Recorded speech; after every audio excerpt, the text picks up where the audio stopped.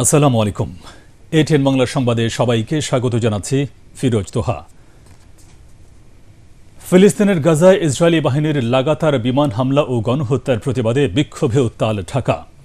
বিভিন্ন বিশ্ববিদ্যালয় ও কলেজে ক্লাস এবং পরীক্ষা বর্জন করে বিক্ষোভ সমাবেশ করছেন শিক্ষার্থীরা। ফিলিস্তিনিদের প্রতি সংহতি জানিয়ে এসব কর্মসূচি থেকে ইসরায়েলের হামলা বন্ধের আহ্বান জানানো হচ্ছে।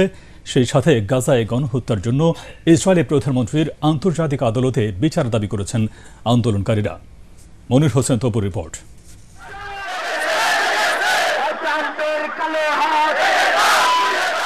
অবরুদ্ধ গাজায় দখলদার ইসরায়েলের বর্বরতা ও নৃশংসতার প্রতিবাদে ফুঁসে উঠেছে শিশু, কিশোর, তরুণ সবাই। গ্লোবাল স্ট্রাইক ফর গাজা কর্মসূচিতে সাড়া দিয়ে সকাল থেকেই ঢাকার রাস্তায় মিছিল নিয়ে বেরিয়ে পড়েন তারা। ঢাকা বিশ্ববিদ্যালয়, ঢাকা কলেজ, ইডেন কলেজ সহ বেশিরভাগ বেসরকারি বিশ্ববিদ্যালয়, কলেজ ও মাদ্রাসার শিক্ষার্থীরা নিজ নিজ ক্যাম্পাসের সামনে জড়ো হন। স্লোগানের মাধ্যমে ইসরায়েলি বর্বরতার প্রতিবাদ জানান তারা। আমাদের বিশ্ব মুরলদের কনসার্ন কোথায়? মানবিকতার সেই দিকগুলো কোথায়? এটা কোনো ধর্মীয় আন্দোলন না, এটা কোনো রাজনৈতিক আন্দোলন না, এটা একজন মানুষ হিসেবে একজন মানুষের পাশে দাঁড়ানোর আন্দোলন। কিয়ামতের দিন আল্লাহ খোদাকে জবাব দিতে হবে, ওই ভাই বোনদেরকে জবাব দিতে হবে ওখানে আমাদের, যে আমরা কি করেছি। আপনারা আওয়াজ তুলুন। গাজায় ইসরায়েলি বাহিনীর চলমান ধ্বংসযজ্ঞ বন্ধে বিশ্ববাসীকে ঐক্যবদ্ধ হওয়ার আহ্বান জানিয়ে শিক্ষার্থীরা বলেন, ইসরায়েলি দখলদারিত্বের বিরুদ্ধে ফিলিস্তিনিদের পাশে দাঁড়াতে হবে। আমরা এই যুদ্ধ বন্ধ দেখতে চাই, কারো উপর যেন আর কোনো রকম গণহত্যা না চালানো হয়। ইসরায়েলের পণ্যগুলি যারা যারা ক্রয় করে থাকে, আমরা তাদের ইনডিরেক্টলি ফাইন্যান্সিয়ালি সাপোর্ট করতেছি। আমরা ইসরায়েলি পণ্য, সব পণ্য বয়কট করছি আমরা। ইসরায়েলের এই সব জঘন্য জেনোসাইড বন্ধ চাই।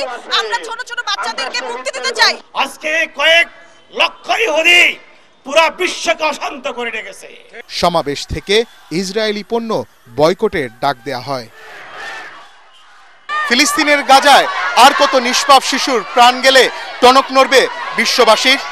যুদ্ধবিরতি চুক্তি লঙ্ঘন করে ইসরায়েলি বাহিনীর নৃশংস হামলা দ্রুত বন্ধের দাবি জানিয়েছেন শিক্ষার্থীরা।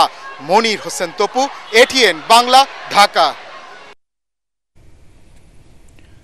জাতীয় মসজিদ বাইতুল মোকাররম এলাকা থেকে মিছিল নিয়ে দুভাগে বিভক্ত হয়ে শাহবাগ ও কেন্দ্রীয় শহীদ মিনারে জড়ো হয়েছেন বিক্ষোভকারী শিক্ষার্থীরা। ঢাকা বিশ্ববিদ্যালয়ের রাজু ভাস্কর্যে আছেন সহকর্মী আদ্দিন সজীব, সরাসরি চলে যাচ্ছে তার কাছে। আদ্দিন, বিক্ষোভ থেকে ইসরায়েলকে কি বার্তা দেওয়া হচ্ছে?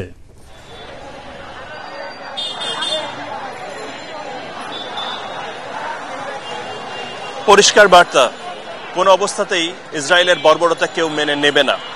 হতে পারে সেই প্রতিবাদের ভাষাটা একটু অন্যরকম, যে ঠিক এত দূর থেকে বাংলাদেশ কিংবা এই ধরনের দেশগুলো থেকে যে মুসলিম বিশ্ব বিভিন্নভাবে ব্যক্তি বিশেষে কিংবা কোনো ফোরামে তারা যে প্রতিবাদ জানাচ্ছে, সেই প্রতিবাদে যে কি হবে সেটাকে শুনবে, মানবে, জানবে।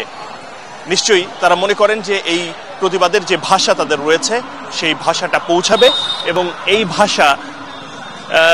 ভাষার মাধ্যমে ইসরায়েলকে বার্তা দেয়া হবে স্পষ্টভাবে যে তারা রীতিমতো তাদের কাছ থেকে তাদেরকে একরকম নিষিদ্ধ করে ফেলছে। এই ইসরায়েলের এই বর্বরতার বিরুদ্ধে গোটা বিশ্বের মুসলমান দেশগুলোকে বারবার, বিশেষ করে যারা শাসক রয়েছে তাদেরকে এবং যারা নীতি নির্ধারক রয়েছে তাদেরকে এক হওয়ার আহ্বান জানানো হচ্ছে। সব মুসলিম রাষ্ট্রগুলোকে এক হয়ে এদের বিরুদ্ধে অবস্থান জানানোর প্রতিবাদ জানানো হচ্ছে। জাদ্দিন, থাকুন আমাদের সাথে, পরবর্তীতে আপনার সাথে আবার যোগাযোগ করব। দর্শক, জাতীয় প্রেস ক্লাবে আছেন আমাদের আরেক সহকর্মী মাঝারুল হক মুহাজির, এবারে যাচ্ছি তার কাছে।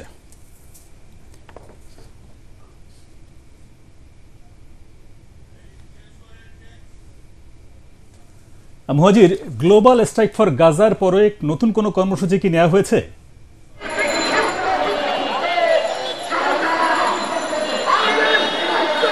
তোহা, আপনি জানেন যে সকাল থেকেই কিন্তু রাজধানীর সড়ক উত্তাল, নো ওয়ার্ক নো ক্লাস যে কর্মসূচি, তার সাথে সংহতি জানিয়ে আমরা সকাল থেকেই রাজধানীতে কিন্তু দেখতে পেয়েছি যে রাজপথে সাধারণ ছাত্র জনতা থেকে শুরু করে আলেম সমাজ সবাইকে আমরা দেখি, সর্বস্তরের জনতাকে আমরা দেখি। বিশেষ করে জোহরের নামাজের পর থেকে বাইতুল মোকাররম থেকে যে মিছিলটি বের হয় সেটা কিন্তু শহীদ মিনার গিয়ে জড়ো হয় এবং শহীদ মিনারও কিন্তু তারা একটা বিক্ষোভ মিছিল করে এবং সেখানেও সর্বস্তরের জনতা অংশ নেয়। তো এই মুহূর্তে আমি আছি জাতীয় প্রেস ক্লাবের সামনে।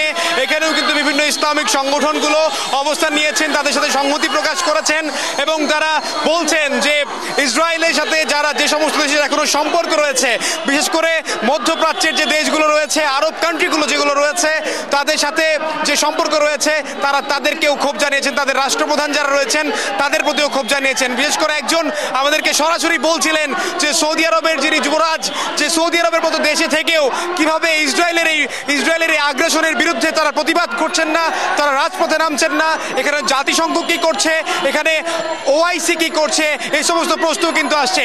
তো আপনাকে আরেকটা বিষয় জানিয়ে রাখতে চাই, এখানে এই মুহূর্তে প্রেস ক্লাবে খেলাফত মজলিস সহ বিভিন্ন ইসলামিক সংগঠনগুলোর অবস্থান রয়েছে। সেখানে থেকে তারা কিন্তু দাবি তুলছেন যে অবিলম্বে যে ইসরায়েলের যে আগ্রাসন সেটাকে বন্ধ করতে হবে এবং সেক্ষেত্রে জাতিসংঘ এবং মার্কিন প্রেসিডেন্ট ডোনাল্ড ট্রাম্প যিনি রয়েছেন তার বিরুদ্ধেও ব্যবস্থা নেওয়ার ঘোষণা এখান থেকে দেওয়া হয়েছে। এবং দিনভর আমরা এখানেই ছিলাম এবং তাদের যে কর্মসূচি তারা এখন সন্ধ্যা পর্যন্ত এখানে অবস্থান করবেন এবং একে একে প্রেস ক্লাবে ইসলামিক দল এবং সর্বস্তরের। মুহাজির, আপনাকে ধন্যবাদ। গাজায় ইসরায়েলি সন্ত্রাসীদের বর্বরোচিত গণহত্যা বন্ধ ও স্বাধীন ফিলিস্তিন রাষ্ট্র প্রতিষ্ঠার দাবিতে সারা দেশে গ্লোবাল স্ট্রাইক ফর গাজা কর্মসূচি চলছে। বিভিন্ন বিশ্ববিদ্যালয়ে ক্লাস ও পরীক্ষা বর্জন করে মিছিল করছেন শিক্ষার্থীরা। গাজায় হামলা বন্ধে ইসরায়েল সরকারের উপর চাপ তৈরি ও যুদ্ধাপরাধী নেতানিয়াহুকে ফাঁসির দাবি জানিয়েছেন তারা। প্রতিনিধিদের পাঠানো তথ্যচিত্র নিয়ে রিপোর্ট করছেন আশিকুর রহমান। কুষ্টিয়ায় সকাল থেকেই এনএস রোড সংলগ্ন ইসলামী কলেজে হাজার হাজার মানুষ জড়ো হয়। পরে সেখান থেকে সকল শ্রেণী পেশার কয়েক হাজার মানুষ বিক্ষোভ মিছিলে অংশ নেয়। বিক্ষোভ মিছিলটি এনএস রোড প্রদক্ষিণ করে চৌরহাস মোড়ে গিয়ে শেষ হয়। কর্মসূচিকে সমর্থন জানিয়ে কুষ্টিয়ার বাণিজ্যিক প্রাণকেন্দ্র এনএস রোডের ব্যবসায়ীরা তাদের দোকানপাট বন্ধ রাখে। জয়পুরহাটে বিক্ষোভ মিছিল ও সমাবেশ অনুষ্ঠিত হয়েছে। বেলা 11টায় জেলাবাসী ও ছাত্র জনতার ব্যানারে শহরের শহীদ ডাক্তার আব্দুল কাশেম ময়দান থেকে বিশাল বিক্ষোভ মিছিল বের হয়ে শহরের প্রধান সড়ক প্রদক্ষিণ করে 0 পয়েন্টে গিয়ে শেষ হয়। পরে সেখানে সড়ক অবরোধ করে বিক্ষোভ সমাবেশ করেন তারা। কুমিল্লা নগরীর কান্দিরপাড়ে বিভিন্ন সংগঠনের ব্যানারে বিক্ষোভ শুরু হয়। বিক্ষোভ মিছিল ও প্রতিবাদ সভায় জাতীয় নাগরিক পার্টি, ইসলামী ছাত্র সেনা সহ বিভিন্ন শিক্ষা প্রতিষ্ঠানের শিক্ষার্থীরা অংশ নেয়। নওগাঁ সদর হাসপাতাল চত্বরে মানববন্ধন করেন নওগাঁ মেডিকেল কলেজের ছাত্রছাত্রীরা। এছাড়াও নওগাঁ সরকারি কলেজ থেকে একটি বিক্ষোভ মিছিল বের হয়ে শহরের প্রধান সড়ক প্রদক্ষিণ করে। এ সময় আল আকসা রক্ষায় অবিলম্বে হত্যাযজ্ঞ বন্ধের আহ্বান জানিয়ে আন্তর্জাতিক মহলের কঠোর হস্তক্ষেপ, ইসরায়েলি পণ্য বয়কট ও তাদের বিচারের আওতায় এনে শাস্তির দাবি জানানো হয়। নোয়াখালীতে বিক্ষোভ মিছিল ও সমাবেশ করেছে বিভিন্ন শ্রেণী পেশার মানুষ।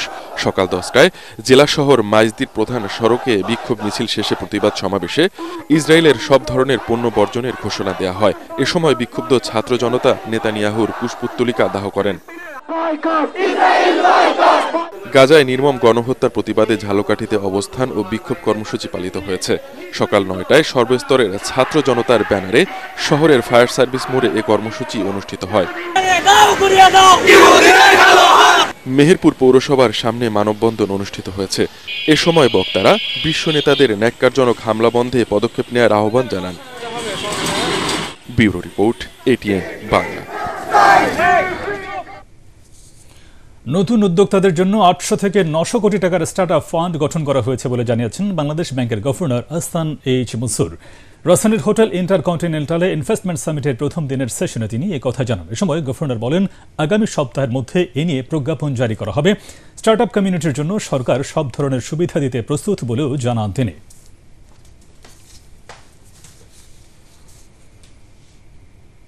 পরবর্তী সংবাদ দেখার আমন্ত্রণ জানিয়ে এখনকার মতো শেষ করছি। এটিএন বাংলার সংবাদ ইউটিউব দেখতে ব্রাউজ করুন, youtube/ATN Bangla News।